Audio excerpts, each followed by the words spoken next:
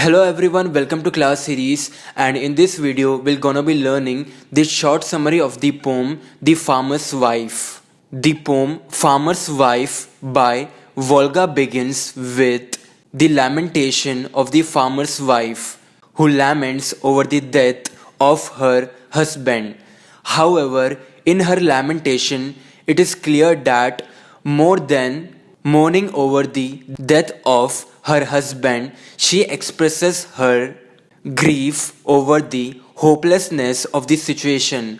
Her husband has committed suicide because he was unable to face the creditors. However, his act is not considered an irresponsible act. In fact, people may even think of his act as the virtuous act of a self-respecting man who did not want to bend his head and stretch his arm.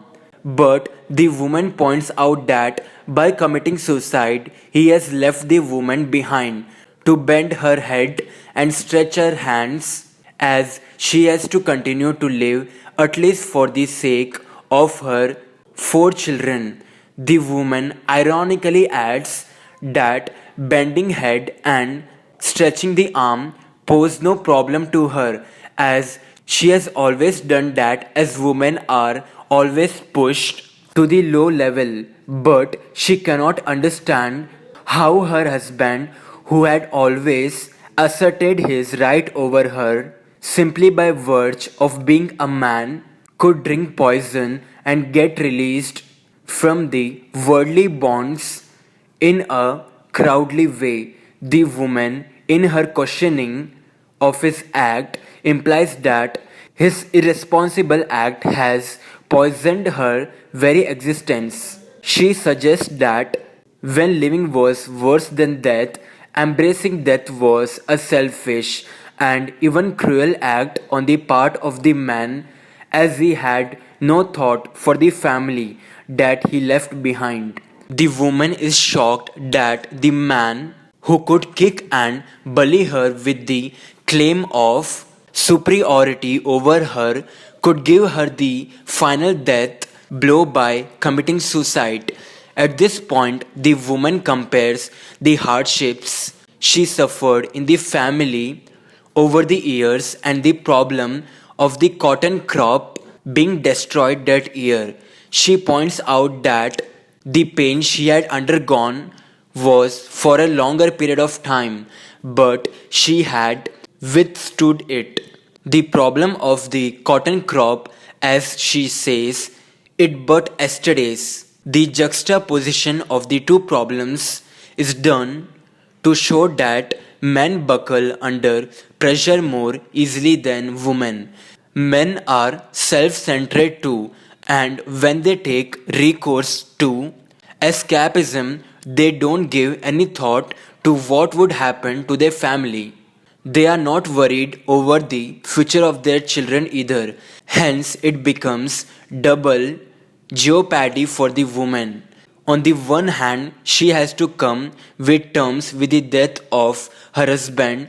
On the other, she has to worry over the future of her children. Here also, the poet draws an analogy between the natural crop and the children.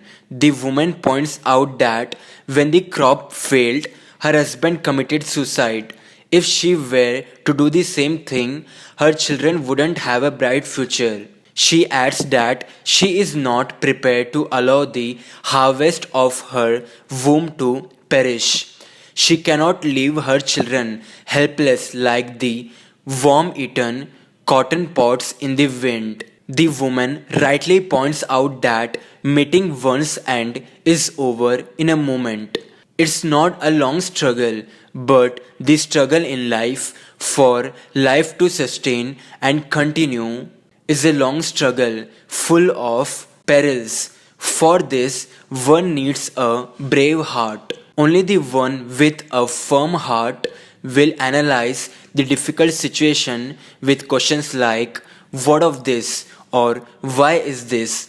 When a person asks, "What of this?" he probably wonders about what would be the final outcome of all the struggle. When he asks, why is this? He definitely has a sense of self-pity. Yet, he should never lose his reasoning ability and the determination to fight his misfortune. Otherwise, his children would become orphans. That is why the farmer's wife asserts that she could continue to live to teach her children how to live. She wants to instill in her children the fighting spirit which her husband lacked. That is why she says that she could continue to be alive to teach her children to fight with clenched fist for not only the basic needs of food but also important things, attaining which might be nothing lesser than a battle.